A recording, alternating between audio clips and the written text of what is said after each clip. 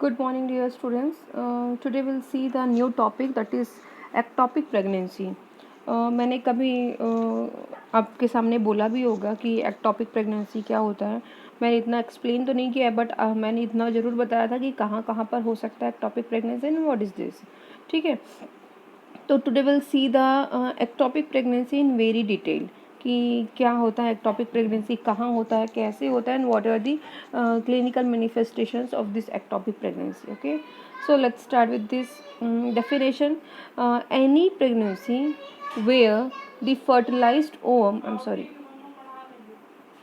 any pregnancy where the fertilized ovum get implanted and develops in a site other than uterine cavity. Okay, what is normal? This is abnormal condition. In normal condition, the implantation or the that conceptual material fertilized and then after implant in the body of the uterus. Okay, uterus की body में जाके situated, because the body of the uterus is the only place where is the sufficient space to development and growth and development of the fetus. None other than this, the uterine cavity is the only the best place. Okay, जैसे you will see the another places in the next image, मैं image में दिखाऊंगी. उसके अलावा और भी ऐसा कोई प्लेस नहीं है जहाँ पे आप proper growth and development baby का हो सके. ओके, तो अगर नॉर्मल यूट्राइन कैविटी के अलावा, उस जगह के अलावा और कहीं पर भी बेबी इम्प्लांट होता है या फर्टिलाइज ओवम इम्प्लांट होता है, I am telling about the implantation, keep it in mind. हाँ, मैं इम्प्लांटेशन की बात कर रही हूँ. इम्प्लांटेशन होना और फर्टिलाइज्ड होना, ये दोनों में बहुत बहुत अंतर है. ठीक है, और मैं एक बार फिर से आपको ये रिमाइंड करा रही हूँ. फर्टिलाइजेशन आपका you will have in the fallopian tube. Okay, fertilization हो गया, sperm and ovum get together and have and prepare a zygote, that is fertilization.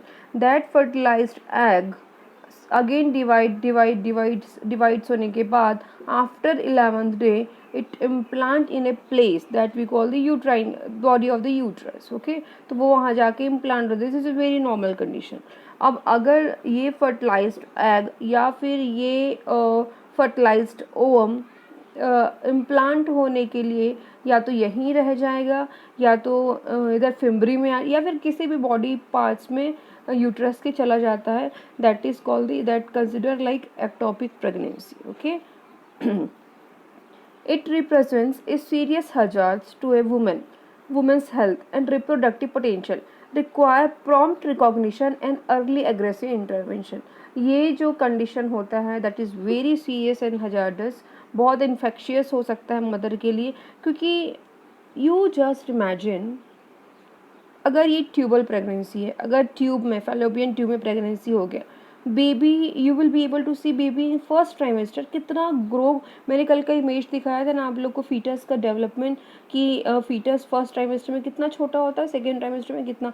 तो you can see the growth of baby कि वो कितना फटाफट उसका growth and development होता है. अगर वो बेबी यहाँ ट्यूब में फंसा हुआ है तो मदर का ट्यूब भी रप्चर हो जाएगा, ये इन्फेक्टेड हो जाएगा. समझ में, मतलब complete uterus will get infected. तो there is a very hazardous और वेरी प्रॉब्लमेटिक सिचुएशंस हो सकते हैं if there is a tubal pregnancy और any type of ectopic pregnancy. Okay, इसलिए it needs immediate attention, aggressive intervention बहुत जल्दी करना पड़ता है. एक्टोपिक प्रेगनेंसी है एक मदर को, आप कैसे पता चलेगा? क्योंकि ऑन 11th डे इम्प्लांटेशन हो जाता है एंड ऑन 1 month, मतलब ऑन 4 और 5 weeks, on 5th weeks mother को पता चलता है कि that she is pregnant. Okay, on 5th week, then 8th to 9th week she went to the hospital, और इवन 5th week में भी एक सोनोग्राफी हो जाता है for the confirmation of pregnancy. Okay, on 8th and 9th week a woman visit to a hospital for the sonography for confirmation of heartbeat. okay, मतलब 9th week में confirmation हो जाता है. तो देयर आर 2, इस समय पे हमने 2 सोनोग्राफीज देखे. हर दोनों सोनोग्राफी में आपको क्लियर हो जाएगा कि बेबी कहाँ इम्प्लांट है. ठीक है, Next, see, this is ectopic pregnancy. See the image. In this image you are clearly able to see the fetus is in the what is this? This is fallopian tube. Fetus is growing implanted in the fallopian tube, and this is just embryo. अभी वो just implant हुआ है. This is the embryo. Okay. अब आप खुद दे सकते हो. See, this is the place. क्या यहाँ पर उतना sufficient space है comparatively this? तो कैसे बेबी ग्रोन अप होगा? ठीक है. So this is one type of tubal pregnancy. Now next is, see the implantation sites. What are the implantation sites of this ectopic pregnancy? There are main two places where the conception material जो है वो implant होता है. See, first is extra uterine and uterine. अब extra uterine means uterus के बाहर. Okay. अब मैं इमेज दिखाऊँ आप लोग को, एक second. This is uterus. Okay. See, this is the uterine cavity. Okay. ये यूट्राइन कैविटी के अलावा इधर या फिर इधर या फिर इधर इधर इधर कहीं पे भी, सॉरी, कहीं पर भी सिचुएटेड होगा तो that consider ectopic pregnancy. Okay. So let's start. Extrauterine. If in the extrauterine, tubal pregnancy, ampulla, sthmus, interstitial, इनफंडिबुल. मैं आपको सब चीज़ बताऊंगी, कहाँ पर ट्यूबल है, कहाँ पर एम्पुला, स्थमस, इंटस्टिश, कहाँ पर क्या क्या चीज़ें इनफंडिबुलम, सब चीज़ बताऊंगी. कहाँ पर baby which one is infundibulum, कहाँ पर बेबी ग्रो करता है. ओके. बेबी इम्प्लांट होता है but can't grow on that place. Okay. Next is ovarian. Next is abdominal. It comes under the extra uterine. Ovarian में भी, ओवरीज में भी होने की चांस. एब्डोमिनल में भी there is a types, primary and secondary. I teach you this also. Intraperitoneal and extra peritoneal. मतलब this is very rare. The tubal pregnancy 95% chances to have the tubal pregnancy. उसके बाद ampulla, then percentage बहुत decrease होते हैं. And this all are very rare condition जब mother will have the abdominal pregnancy. Okay.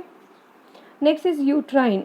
excuse me. Next is uterine, cervical, angular, cesarean and corneal. I'll teach you everyone separately. See, first we'll see the image. In this image we'll be clearly able to see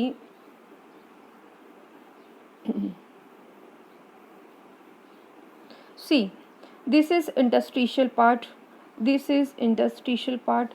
इस part में अगर baby situated होता है, और you can say the fundus of the uterus, इस जगह पे भी बेबी अगर सिचुएटेड होता है, ग्रोन अप होता है, तो नॉट एबल, इम्प्लांट होता है तो not able to grown. Okay. This is the stomach tubal. ये this is completely the fallopian tube. Okay. अगर इस एरिया में होता है, that consider in the tubal pregnancy because this is a fallopian tube. Okay. This is ischemic tubal. This is also comes under the tubal pregnancy. See, now this is the infundibular. See, this is the infundibular tubal pregnancy, and this is the ovarian. This is ovary. This is called the ovarian. And this is the intraligamentous. This is called the intraligamentous. This position, this particular area is intraligamentous. Okay. Next is abdominal. See, ये जो portion है, let me use the pencil.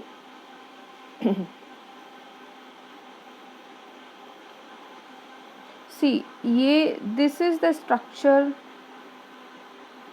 of the uterus. Okay, this is completely, it is uterus. This is, and this portion is a light brown color, is abdomen. Your abdomen is there. ठीक है. This abdomen के अंदर, this is the uterus is situated. And now this brownish color, this all the brownish color is abdomen. अब see, the baby is located here, implanted here, means this is the abdominal. This is the intradermal. This is middle layer. Okay. Sorry, I'm really sorry, intramural. Okay. Next it is uterus. ठीक है. अगर this is a complete uterus, if the baby is situated in this area, this is cervical. Okay. And then it is isthmus, and because this is cervix and this is isthmus, then it, after narrow down, it would be the vagina. Okay. Next is see the intramural. This is intramural. Okay, this is also the part where the baby can grow up. Okay, so these are the parts, these are the sections where the ectopic pregnancy can happen. Now we'll see the etiology. Now you just think about the etiology. What can cause this type of abnormal things? क्या हो सकता है reason? मतलब this is quite इन, मतलब non known वाला unknown वाला type का reason है. तो will see this etiology. See, any factor that causes delayed transport of the fertilized ovum through the tube. See, again they told any factor. They again it comes any factor, कि कोई भी factors हो सकता है जो transportation को delay करता है. अब कौन सा ट्रांसपोर्टेशन की बात कर रही हूँ मैं? Fertilized ovum is in the fallopian tube. अब ये ट्रांसपोर्ट करके यहाँ बॉडी ऑफ द यूट्रस में इम्प्लांट होना है. This is the journey, this is the transportation. Okay, इसी ट्रांसपोर्ट की बात कर रही हूँ. अगर ये डिले होता है प्रोसेस, क्योंकि ये 11th डे में हो जाना चाहिए, और अगर डिले होता है तो प्रोसीजर क्या होता है ना, जब इम्प्लांटेशन होने के लिए वहाँ के जो एनवायरनमेंट होता है that is very favourable till the 11th-12th day. Okay, और there are various things happen like hormonal activity and movement activity, everything is in the very cooperative situations रहते हैं. but in any of the factor, अगर किसी भी reason से ये fertilize egg यहाँ तक नहीं पहुँच पाता, या तो यहीं रह जाता है, या तो यहीं रह जाता है, या फिर यहाँ से और रिवर्ट हो जाता है, तो this can be the reason of this ectopic pregnancy. Okay, next is fallopian tube favours implantation. Fallopian tube favors implantation in the tubal mucosa itself, thus giving rise to a tubal ectopic pregnancy. See, अब in this condition, if the fallopian tube खुद favour कर रहा है कि यहीं पर implant हो, वो कंसेप्चुअल मटीरियल को आगे फॉरवर्ड होने नहीं दे रहा है, वो यहीं के म्यूकोसा में इम्प्लांट हो जा रहा है, वहीं पर अटक जा रहा है, वहीं पे उसको सफिशेंट फेवर और सफिशेंट एनवायरनमेंट मिल रहा है, तो वहीं पर ही वो सिचुएटेड हो जाता है. That comes under the tubal pregnancy. Okay,